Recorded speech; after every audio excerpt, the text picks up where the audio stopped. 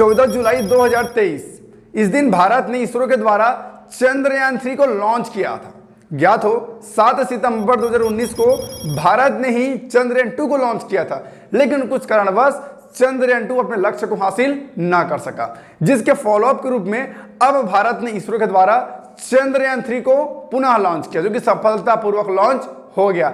लेकिन चंद्रयान 3 लॉन्च होने के बाद काफी सारे लोगों के मन में कई प्रकार के सवाल उठ रहे हैं, जिसमें से सबसे पहला सवाल है, प्रमुख सवाल है, वो है कि चंद्रयान 3 पर कितने लोग सवार थे, कौन कौन चंद्रयान पर गया है। तो इसका जवाब है चंद्रयान 3 पर किसी प्रकार से कोई व्यक्ति विशेष नहीं गया है। चंद्रयान 3 पर सिर्फ एक लैंडर और रोवर गया है, जिसका नाम है विक्रम लैंडर और यहाँ पर प्रज्ञान रोवर। दो ही चीजें इनमें शामिल है। इसका मेन उद्देश्य यह है कि चंद्रयान 3 चंद्रमा के सतह पर जाएगा, विक्रम लैंडर से लैंड करेगा, इसके बाद उसके अंदर जो प्रज्ञान रोवर लगा है वो चंद्रमा की सतह पर चलेगा और जानकारियां कलेक्ट करके हमारे वैज्ञानिकों को प्रोवाइड कराएगा। राइट, मतलब आपके मन में जो सवाल है कि चंद्रयान 3 पर कितने लोग गए हैं, तो इसका साफ आंसर यह है कि चंद्रयान 3 पर कोई भी व्यक्ति नहीं गया है। अभी ये टेस्टिंग पीरियड पर है। अभी भारत के पास इतनी एडवांस टेक्नोलॉजी नहीं है कि वो इंसानों को चंद्रमा पर भेज पाए। अभी टेस्टिंग दौर है। अगर चंद्रयान 3 सक्सेसफुल लैंड कर जाता है, सॉफ्ट लैंडिंग कर जाता है, तब जाकर भारत सोच सकता है कि चंद्रमा पर इंसान को भेजा जाए। फिलहाल जो चंद्रयान 3 गया है, इस पर कोई भी इंसान नहीं गया है। सेकंड सवाल आ रही है, वो है कि क्या चंद्रयान 3 वापस धरती पर आएगा। इसका जवाब है चंद्रयान 3 को सिर्फ रिसर्च के लिए भेजा गया है, वो वापस नहीं आने वाला, वो चंद्रमा पर ही रहेगा। मिली जानकारी के मुताबिक ये जो चंद्रयान 3 का विक्रम लैंडर और प्रज्ञान रोवर है, ये चंद्रमा की सतह पर खोज करेगा, वायु का, जल का, बर्फ का, इस तरीके से वो खोज करता रहेगा। इसके अलावा कई अलग अलग धातुएं भी वो कलेक्ट करेगा। लेकिन यहाँ पर जो आपके मन में मेन सवाल आ रही है कि क्या चंद्रयान 3 धरती पर वापस आएगा, इसका आंसर है बिल्कुल नहीं, क्योंकि अभी तक इसरो के वैज्ञानिकों ने यह नहीं कहा है कि चंद्रयान 3 धरती पर वापस लौटेगा। उससे बस ये कहा जा रहा है कि वो सिर्फ जानकारी कलेक्ट करेगा, जिससे फिर से अगर हम इंसानों को भेजना चाहें चंद्रमा पर तो उससे कोई परेशानी ना हो, हम बड़ी आसानी से सॉफ्ट लैंडिंग कर पाए। इन्हीं सब चीजों की जानकारी कलेक्ट करने के लिए चंद्रयान 3 को भेजा गया, वो सिर्फ और सिर्फ जानकारी कलेक्ट करेगा। इसके अलावा और एक सवाल आ रहा है कि चंद्रयान 3 का मेन उद्देश्य क्या है। चंद्रयान 3 जो भेजा गया है, इसका मेन उद्देश्य क्या है, मैं आपको बता दूं। चंद्रयान 3 का मेन उद्देश्य यही है कि वहां पर सॉफ्ट लैंडिंग किया जा सके, चंद्रमा पर सॉफ्ट लैंडिंग किया जा सके, क्योंकि जो चंद्रयान 2 भेजा गया था वो सॉफ्ट लैंडिंग नहीं कर पाए, जिसकी वजह से वो क्रैश हो गया और हमें उसकी सफलता नहीं मिल पाई।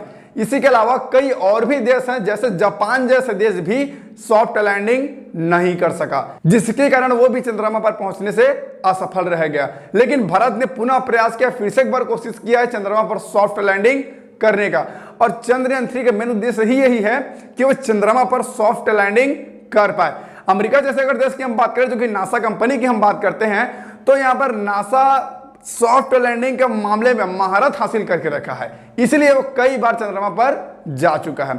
लेकिन भारत के पास अभी इतनी एडवांस टेक्नोलॉजी नहीं है कि वो इंसान को भेज सके, क्योंकि जब तक वो सॉफ्ट लैंडिंग नहीं कर पाएगा तब तक इंसानों को वो नहीं भेजेगा। इसलिए चंद्रयान 3 का जो मेन उद्देश्य है वो यही है कि वो चंद्रमा पर सॉफ्ट लैंडिंग कर पाए, जिसके बाद अगर चंद्रयान 3 सॉफ्ट लैंडिंग करता है तो विक्रम लैंडर अगर लैंड कर गया चंद्रमा की सतह पर, उसके बाद प्रज्ञान रोवर उसमें से बाहर निकलेगा, इसके बाद प्रज्ञान रोवर चंद्रमा की सतह पर चलेगा, जिसके बाद वो कई अलग अलग धातुओं को कलेक्ट करेगा, जल खोजेगा, वायु देखेगा, कई अलग अलग तरह के खनिजों को वो रिसर्च करेगा और इस तरीके से फिर वो जानकारी कलेक्ट करके हमारे धरती पर भेजेगा। मतलब चंद्रयान 3 का जो मेन उद्देश्य है वो ये है कि सॉफ्ट लैंडिंग कर पाए।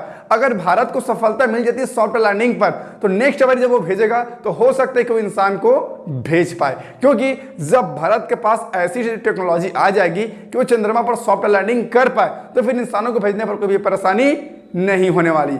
ज्ञात हो जो चंद्रयान 2 गया था 7 सितंबर 2019 को, उसमें विक्रम लैंडर, प्रज्ञान रोवर, इसके साथ साथ एक ऑर्बिटर भी भेजा गया था। हालांकि विक्रम लैंडर क्रैश हुआ था, लेकिन जो ऑर्बिटर था वो प्रॉपर तरीके से आज भी चंद्रमा के चक्कर लगा रहा है, आज भी वो अपना काम कर रहा है और हमारे वैज्ञानिकों को जानकारी प्रदान भी कर रहा है। ऐसा नहीं था कि चंद्रयान 2 पूरा पूरा फेल हो गया था, सिर्फ विक्रम लैंडर ही क्रैश हुआ था। हमारा ऑर्बिटर आज भी चंद्रमा की परिक्रमा कर रहा है और जानकारी कलेक्ट करके हमारे वैज्ञानिकों को भेज रहा है। इस बार चंद्रयान 3 का मेन उद्देश्य है सॉफ्ट लैंडिंग कर पाना, और अगर इस बार भारत को सफलता मिल जाती है तो निश्चित ही भारत एक स्पेस रिसर्च के मामले में महारत हासिल कर लेगा। फिलहाल अभी चंद्रमा पर कदम रखने वाले लोगों में रूस, चाइना और अमेरिका मतलब नासा, तीन ही देशों ने अपना रिकॉर्ड बनाया है। और अगर भारत सॉफ्ट लैंडिंग कर लेता है तो यहाँ पर भारत का भी नाम जुड़ जाएगा, चौथे नंबर पर भारत का नाम भी आ जाएगा। और इसीलिए चंद्रयान 3 के मेन उद्देश्य सॉफ्ट लैंडिंग को ही रखा गया है। और सबसे अहम बात कि आज तक जितने भी देशों ने जितने भी चंद्रयान पर कदम रखा है वो सिर्फ और सिर्फ चंद्रमा के मध्य भूभाग पर कदम रखा, लेकिन हमारे भारत ने जो चंद्रयान 3 भेजा है ये चंद्रमा के दक्षिणी ध्रुव पर कदम रखेगा, जहां पर आज तक कोई भी देश नहीं जा सका है। और ये एक बड़ी उपलब्धि भी होगी भारत के लिए। भारत के अलावा और भी जो बड़ी बड़ी देश हैं उनके लिए भी एक बड़ी उपलब्धि की बात होने वाली है, क्योंकि जिस जगह पर कोई नहीं जा सका उस जगह पर भारत अपना कदम रख सकता है।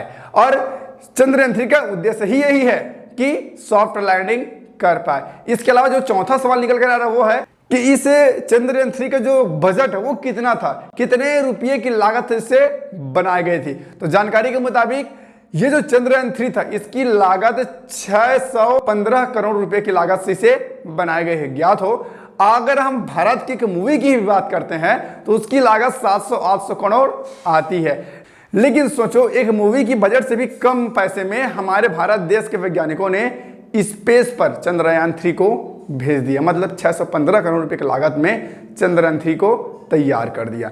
ये 40 दिन बाद चंद्रमा की सतह पर अपना कदम रखेगा और मेन परीक्षण उसी दिन होगा कि क्या चंद्रयान 3 के अंदर लगी विक्रम लैंडर चंद्रमा की सतह पर सॉफ्ट लैंडिंग कर पाता है या फिर नहीं। और अगर सच में सॉफ्ट लैंडिंग कर गया तो भारत स्पेस रिसर्च के मामले में चौथे नंबर पर आ जाएगा। दोस्तों अब आपका डाउट क्लियर हो गया होगा, आपको आपका जवाब मिल गया होगा क्या कि चंद्रयान 3 पर कितने लोग सवार थे, चंद्रयान 3 वापस आएगा या फिर नहीं, चंद्रयान 3 का मेन उद्देश्य क्या था, इसके अलावा चंद्रयान 3 का बजट कितना था। मैंने आपको सारी डिटेल समझा दिया। अब भी आपके मन में कुछ सवाल है, कोई डाउट है तो आप मुझे नीचे कमेंट कर सकते हैं। तो बस आज के लिए इतना ही, फिर मिलते हैं नए वीडियो पर नए टॉपिक के साथ, तब तक के लिए जय हिंद।